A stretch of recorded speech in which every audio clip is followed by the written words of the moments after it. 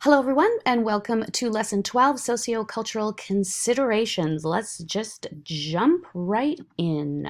Okay, first of all, what I want you to be thinking about throughout this whole lecture is I want you to put in this little quotation box what you would like to hear yourself saying to your class, either your future class or maybe your practicum class if you're on practicum right now. What you would like to be saying to your students to show your understanding of sociocultural awareness. So keep you don't have to have this particular thought bubble, but just think about things that you could put in this as we go through this lecture and the next lecture. Okay, so in Collaborate, I want you to be thinking, this is from your reading, based on the Alberta Education Cultural Considerations reading, discuss how you as a future teacher will engage and teach a grade 6 student from a collective, high-powered distance in direct communication style culture. So if you're going, I don't know what those words are, go to the reading and have a look at the reading, and then it will define it. So in Collaborate, be ready to discuss teaching a grade 6 student from these particular sociocultural perspectives. Okay, when we are in the classroom, who will our learners be? Okay, so we're going to have some students who have seen trauma, some students who are refugees, some who may have lived in a refugee camp most of their life and who maybe have never had any formal schooling. And you might have some who have lived in a refugee camp and had quite a bit of formal schooling. Okay? We also are going to have students from all different cultural backgrounds. We're going to have new Canadians. We're going to have students with 2 moms, 2 dads, and we're going to have our Indigenous community in our classroom. So our classroom is out this wonderful place where we will have students from a variety of backgrounds. Okay, so what I want you to do is, again, just to kind of situate this a little bit for yourself, is in Collaborate, what we're going to do is have a discussion about, can you remember having students in your classrooms from different cultures? Secondly, did you learn about the cultural backgrounds of your peers, either in class or sort of informally, like at recess or when you went over to a friend's house? Did you maybe have something different for dinner that you've never had before? And what classroom activities did your teachers implement to make you aware of your peers' cultural backgrounds? Okay, so think about that. And you may go, wow, I was in a school where it was basically white middle class kids. And that's okay. That's your experience. But if you remember having lots of cultural diversity, be ready to have a discussion about that in Collaborate. Okay, basically all learners come to us, and we have to be thinking all the time about having a multicultural education for these students. Okay, so multicultural education is developing cultural understandings and mutual respect. So basically what we're striving to do when we talk about embracing a multicultural educational mindset is we're striving to promote cultural identity and intergroup tolerances, while at the same time attempting to reduce prejudice toward ethnic minorities. Okay. The overall aim is basically to develop cultural understanding and, again, that mutual respect, so that we are not saying we don't see color, because that's almost a reverse form of prejudice, but we're saying we see that we have cultural differences, and we're going to honor those. We really see these cultural differences as a mosaic. So here we are in Canada, we embrace this mosaic versus our neighbors to the south, which is a melting pot. And this is definitely the philosophy is, if you are coming in from a different country with a different culture, you must become American, whatever that means.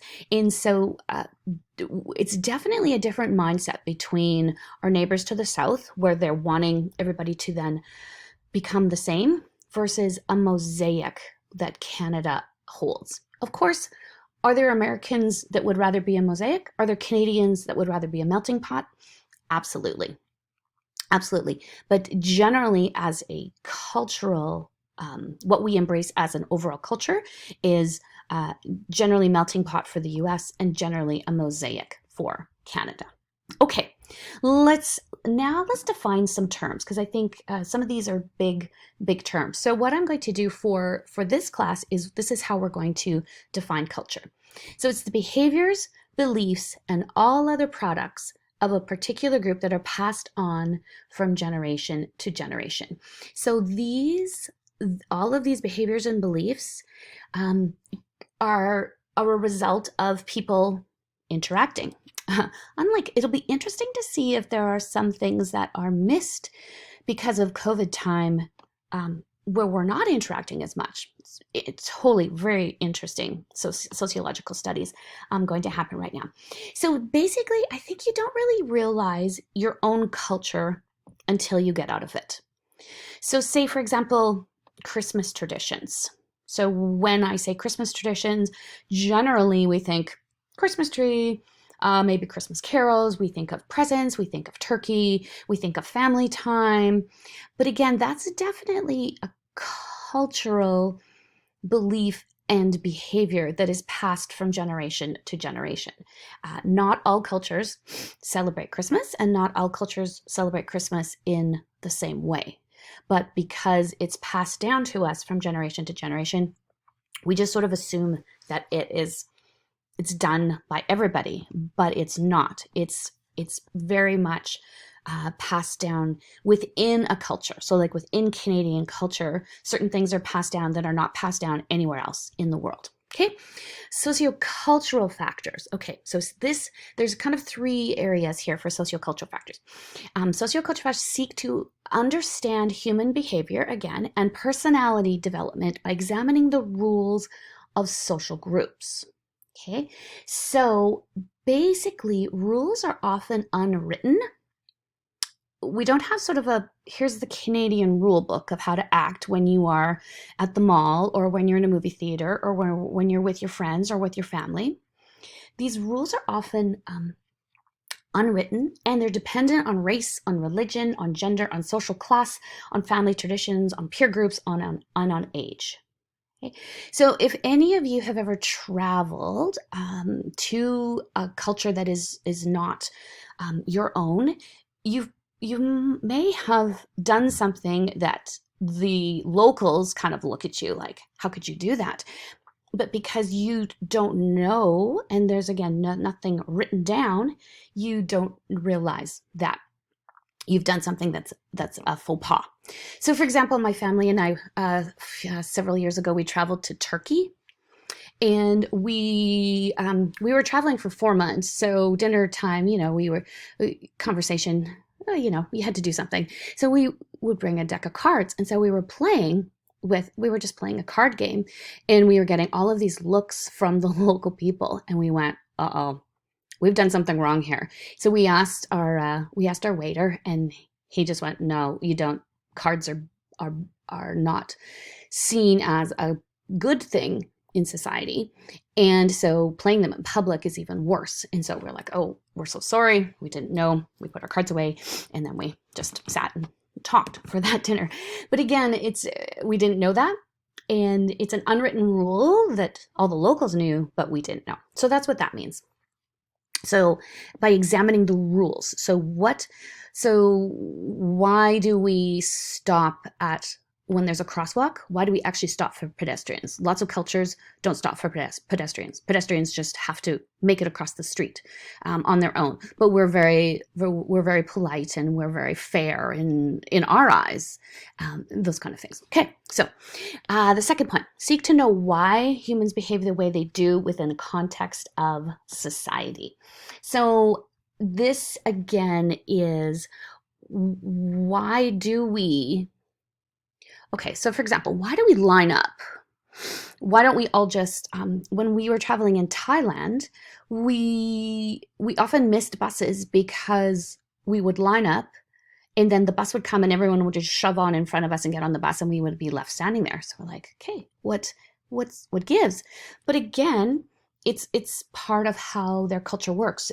They weren't being rude. It was just you jam on the bus and you don't line up, and so we soon figured out that when the bus came, we just had to jam in there or else we were going to miss several buses. So that's why do we behave the way they do within that? Why do people in Thailand accept that, and why do we not, and why would we not accept that here and they would think it was normal? Okay, it's super interesting. Super interesting. Context of society dependent on race, religion, gender, social class, family traditions, peer groups, and age.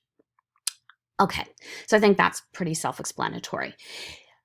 It's important as a teacher that we understand culture and that we understand these social cultural factors, because we might have students that are coming into our class and acting in a particular way, and we might go, well, why are you doing that? And it might be because they actually really don't know that lining up is the kind of the way that we do things, but it may not be the way that they have ever done it in their particular culture, or maybe they've never seen it. So you kind of have to, again, this is all so that you can be the most amazing and efficient teacher that you can be, so that you can kind of go, okay, this child is not being rude. This child just doesn't know the unwritten rules of this particular culture in here. Okay, so those are the definitions. That's important that you understand those two definitions. Okay, so when we talk about sociocultural differences in a school, these are some of our learners that may be in our class. We may have newcomers to Canada. We may have all sorts of languages being spoken, and English may not even be their second language. It may be their third or fourth language that our students are learning. We may have Aboriginal students, we may have one-parent families, we may have same-sex couples, and we may have multiple religions practice.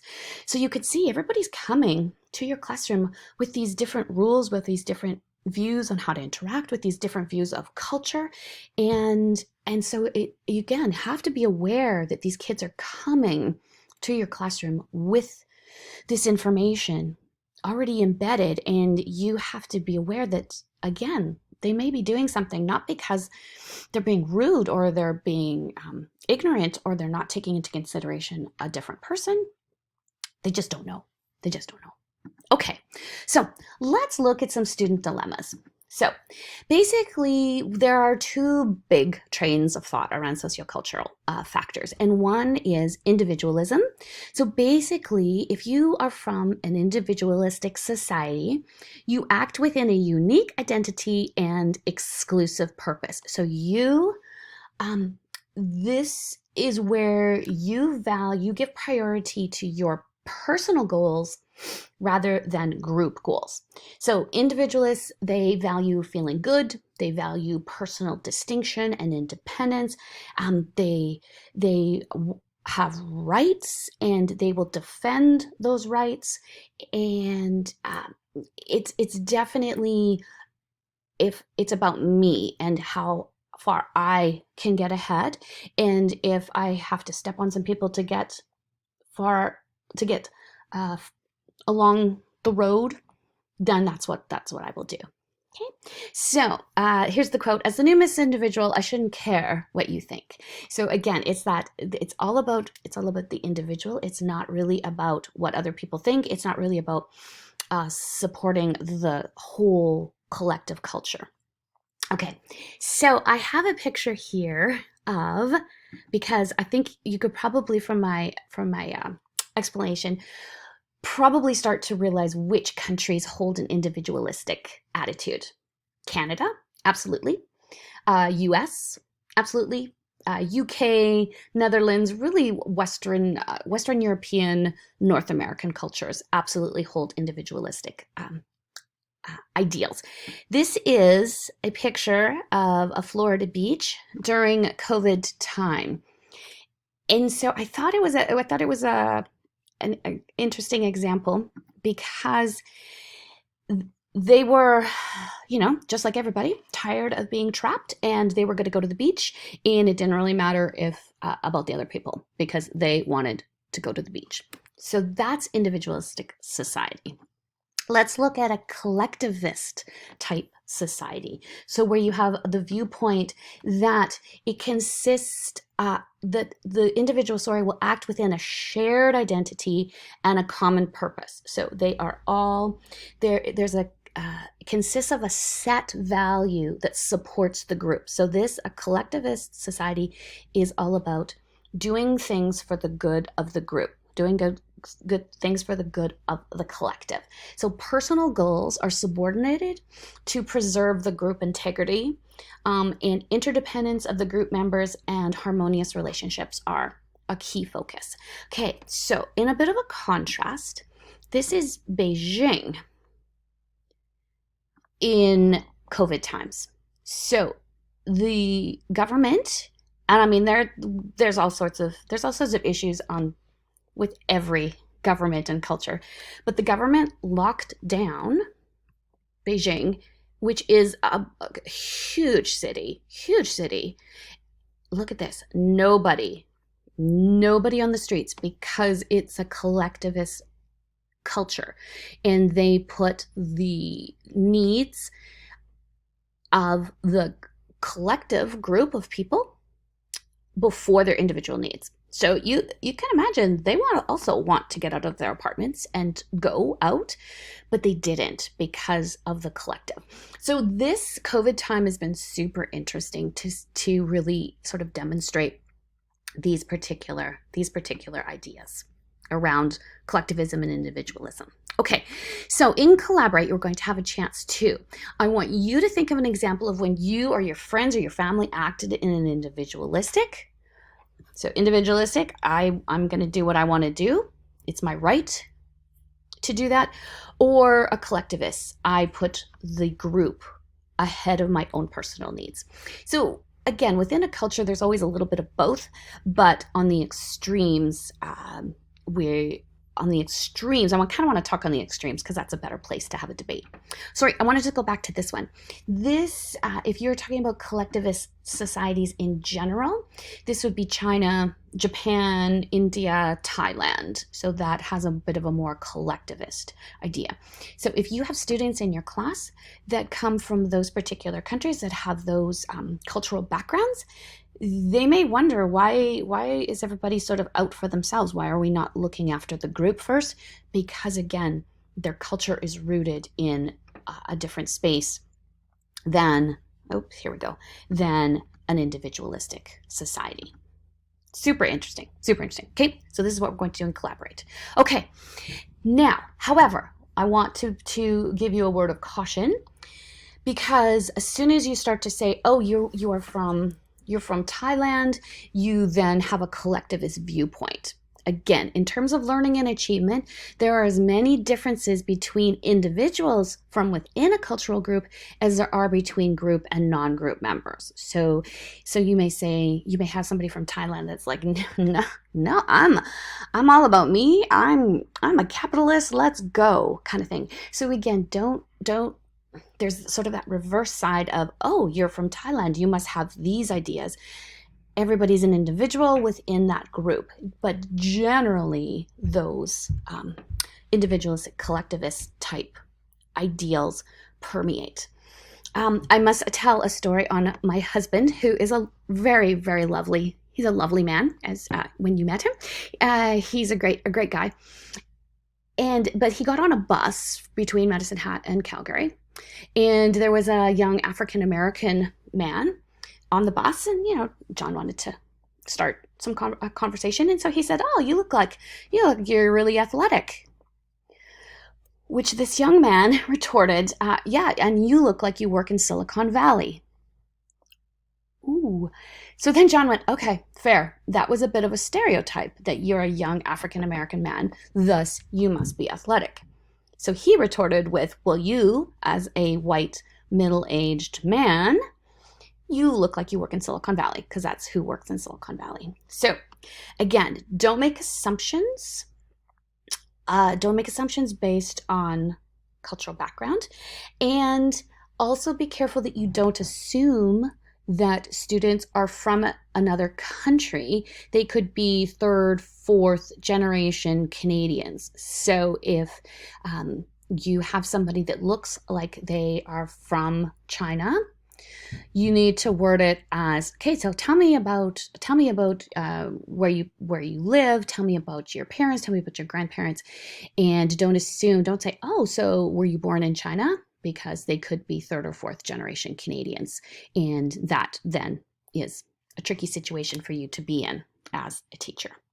Okay, let's look at critical consciousness. So this is where we want you to be. So as teachers, we need political values.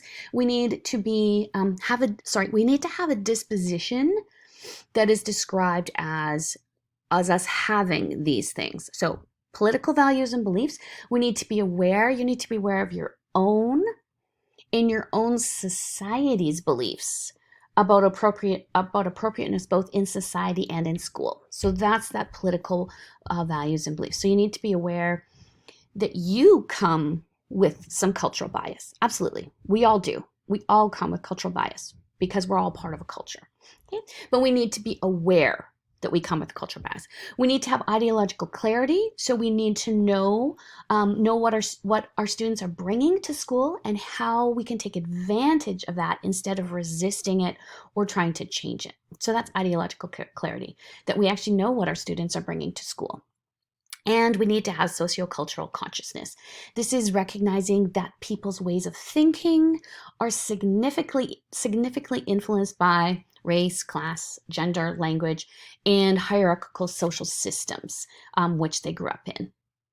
Okay, so sometimes we negatively engage with critical consciousness by keeping silent, by diverting discussion, by feeling guilty about that we have a particular viewpoint.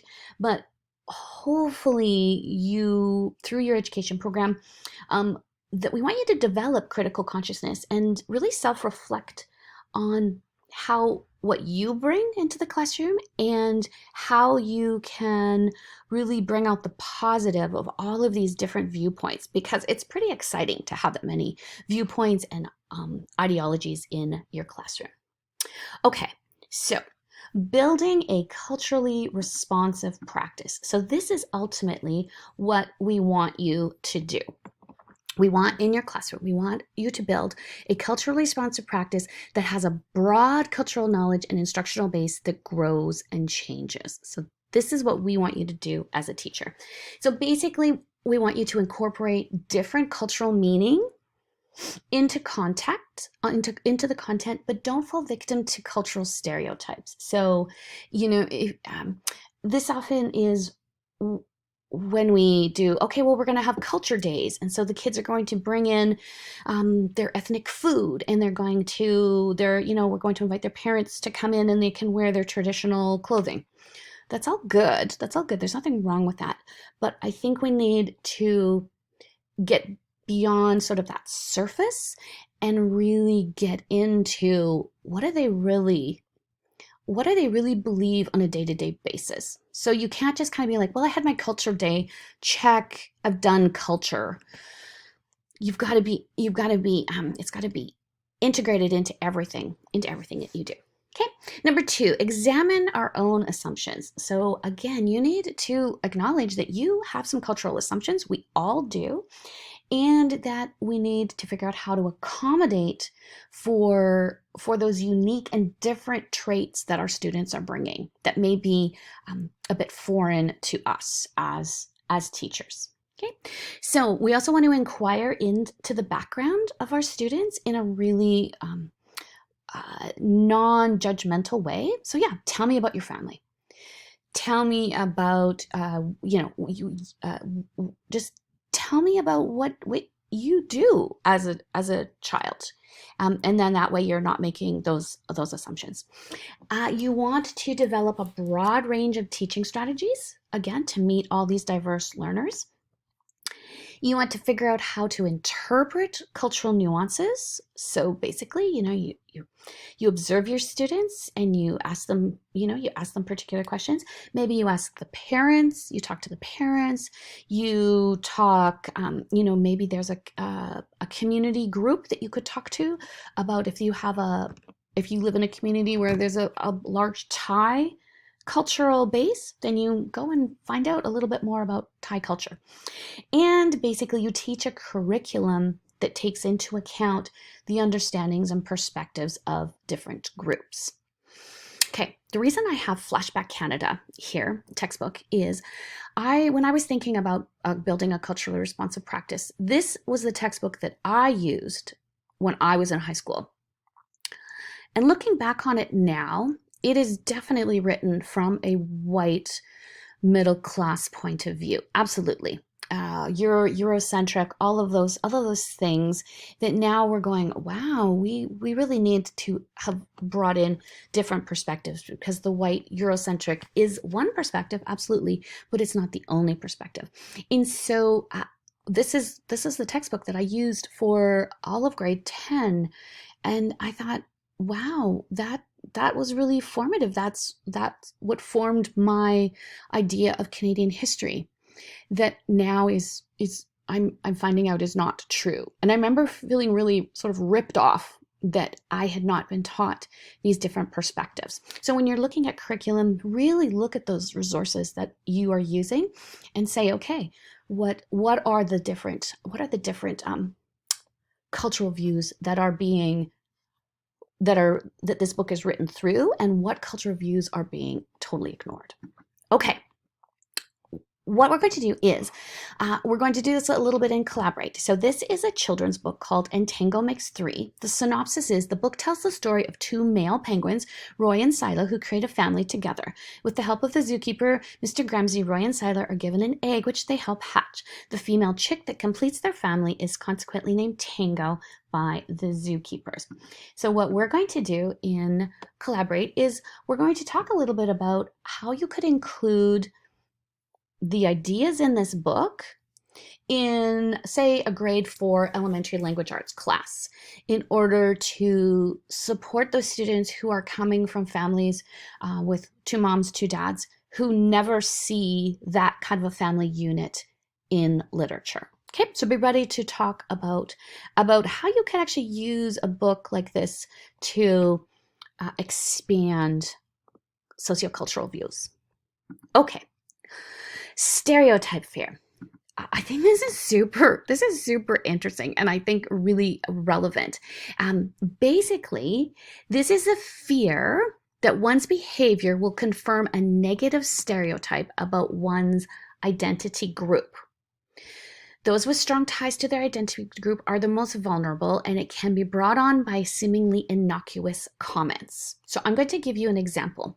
So basically, I looked up female chess players. So female chess players perform worse than male chess players when they are aware that they are playing against a male opponent.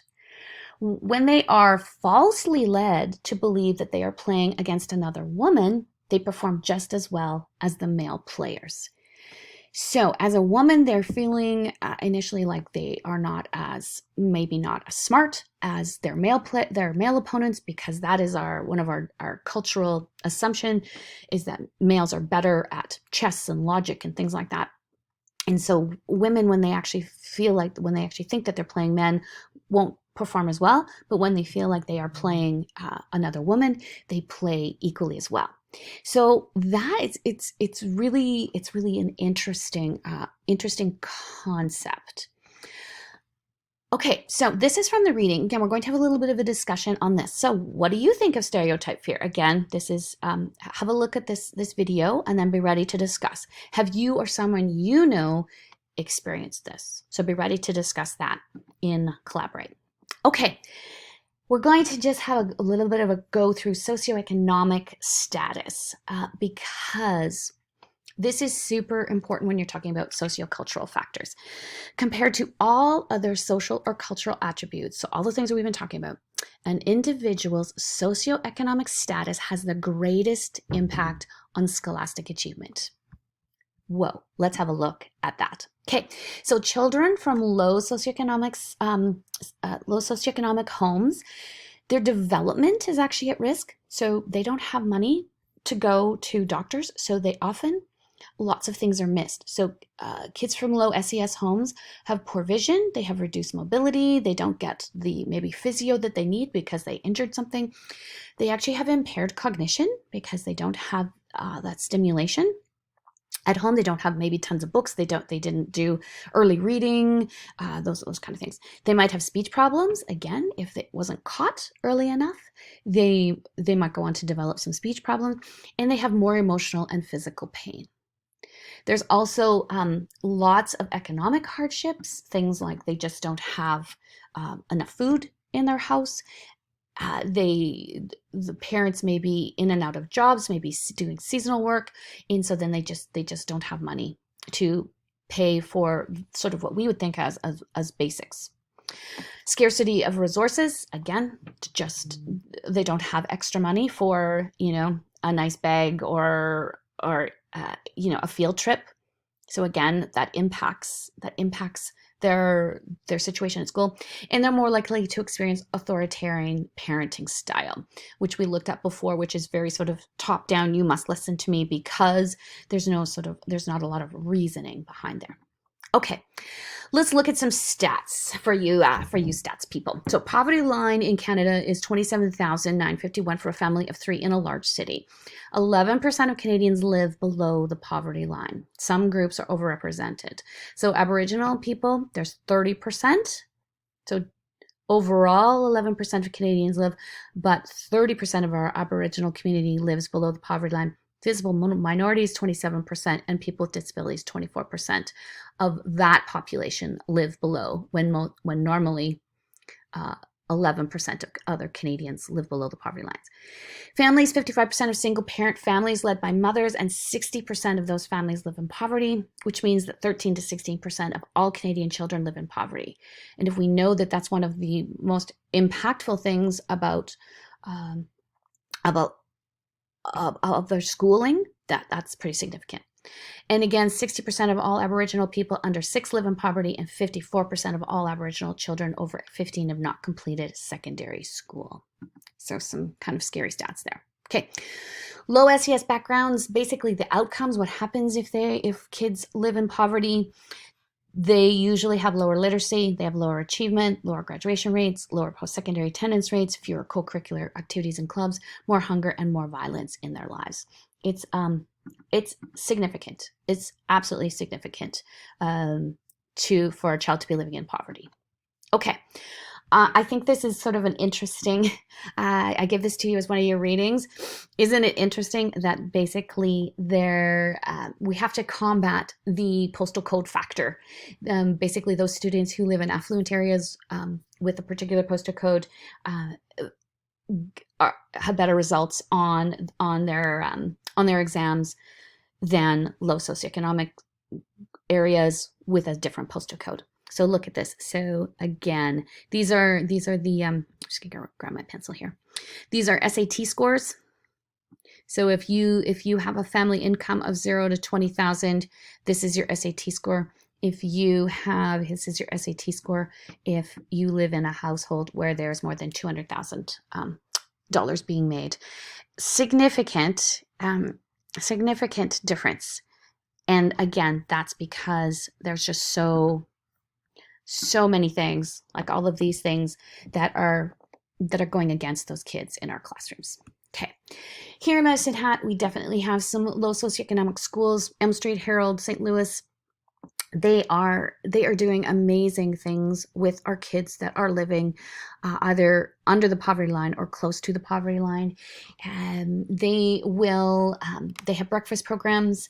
They have behavior management people there. They have mental health workers. They have occupational therapists there. They have speech pathologists, all as support staff in their schools. Now, some of these are in other schools, but these people are kind of consistently here because they know that the kids are not getting those kind of supports anywhere else. There's smaller classes generally, not all the time, but there's smaller classes. The wellness dog, Mulder, our wellness dog here in Medicine Hat, is often at these schools to give these kids a bit of a break from sort of the burden of life. And there's often a police officer at these schools to deal with anything that needs to go to them without the child having to you know, go outside of the school to get those services. Okay. Effective teaching style. So how can teachers offset the negative influences that low SES has on student achievement? Basically, try to work cooperatively with parents. Again, you might have to work really hard to contact those parents, but it's worth it. Provide a dynamic curriculum so that you are catching those kids who are low in their literacy, numeracy skills, and you are helping them to gain those skills so that they can have a successful schooling career. Avoid creating tensions between students. Try not to ask for money. Oh, we're going on a field trip. Everybody bring $10. Those kids can't. They just can't afford it. So just be cautious of that. Provide students with mentors. Maybe they can connect up with a high school student or another adult in the community that can give them maybe some of the support that they're not getting at home. Plan ahead to work around challenges that come with poverty. Again, if your kids are coming to school hungry, think ahead to a school breakfast program, because they're not going to learn anything. We know that if they're hungry, they're not going to learn anything. Maslow's hierarchy of needs. Exemplary teaching practices. Don't lower the bar. Push these kids. They're intelligent. They have the cognitive ability to do it. So keep your teaching practices high, and keep high expectations for these kids. This seems like an oxymoron. Be consistent. Try to be as consistent as you can. But again, if that child comes to school and they don't know if mom's going to be home when they get home, well, you got to have some flexibility for that child. Try to keep students in school. School is the safest place for some of our our poverty kids, because again, they don't know what's going to happen when they go home. Not all the time. Again, these are generalizations, but generally school is usually seen as a safe place. Be a little bit proactive. Again, try to contact those parents. Try to set up breakfast programs so that you're not reactive. And try to instill in the students an I can attitude. Like, I can overcome this.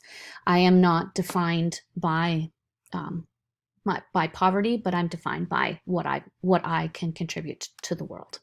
Okay. So in Collaborate, we are going to talk about these two questions. So again, using terms that we talked about in this lecture and that you read about in your reading, I want you to talk about Mr. Gomez and Miss Smith. Okay, so be ready to talk about these two questions in Collaborate. And again, you might want to just jot down some ideas of what you would like to hear yourself saying to your classroom that would show that you understand sociocultural factors and that you are aware of the need to be aware of sociocultural factors. All right, awesome work. This is a big lecture, but again, some really important things for you to know as you become the most amazing and efficient teacher that you can be. Awesome. Take care.